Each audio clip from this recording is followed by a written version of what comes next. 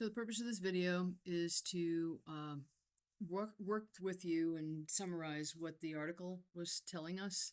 So I hope you're having an okay time with the assignment. If once you get a hang of it, you'll probably be in great shape. But if you have any questions, please use the group me or I can be contacted and I'll set up some time with you. Okay, so AI agents and tools. AI is transforming marketing. What are the AI foundation models? Of course, you know this, what it can do. It can write emails, but it can't actually go out and get data. So what you're going to want to do is be able to train it and give it applications that will go out and get data, other AIs or other agents to get data. So with that said, there's two types, one that's going to inform and one that's going to take action. So if you have an inform tool, what you're going to want to do is populate that with all the information, be able to get all the information that you're requesting. And the action tools are actually taking action on that particular item. So I need to know where I'm driving to in order to get there. So I need a map. So the information tools are the map to get to that place I'm going to. So they gave a marketing example here, posting an ad to Instagram at 7 p.m. each night. So reeling another example, checking ad performance. So if I'm in Google and I've purchased some Google ad and everybody's clicking on it, but no one's buying anything, we need to understand what happened with that so that we can have real-time results. And we analyze those rates and the schedules and where it's going out. And basically what we're doing is we're answering those questions that it's prompting us for in order to be able to get the trends that are most meaningful to us. So don't spend any more money on this campaign because it's got 0% engagement or actually pull through. So a lot of it has to do with this MCP thing. And MCP itself is really being able to expand the tools across. And the problem, of course, is that you have to be very, very clear with what you're directing it to and shrink down each and every one of the actions that are going to be taken in order to make it quicker. So if we have large tools with a lot of integration, that could be a problem because we'd have to change one thing and then it results in a litany of other changes. If we break them apart, then we're in better shape.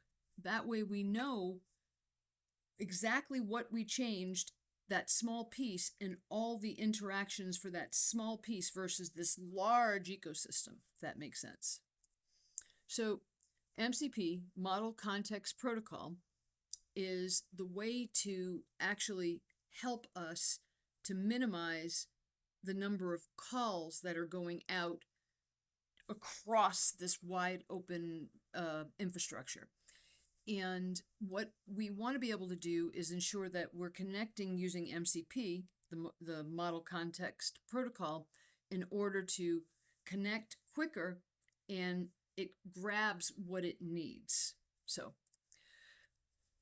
here's an example from a TikTok. You want to create a TikTok campaign for our new product. The AI agent understands that, but the MCP server or the MCP is actually finding everything that's out there in order to pull it all back. And then the AI, the action tool, so that's the information tool, and then the AI creates the content, taking the action, and then posts out to the internet. So all of it without any intervention from us. So if we think about this and we consider this, we're gaining efficiencies, but it's not a set it and go. Just leave it alone, walk away, never look at it again. What we need to do is continuously monitor those interactions so that we understand what's successful, what isn't, and where we may need to retrain the model or the MCP in order to go out and grab more information. So when you consider it, let's just go back to here. So we're going out and grabbing things from the internet, but we have to be careful. So the security risks. If a site is that it's going out to grab information is potentially compromised, our site will be compromised because it's automated. So AI is not, again, it's not something you just put out there and leave it go.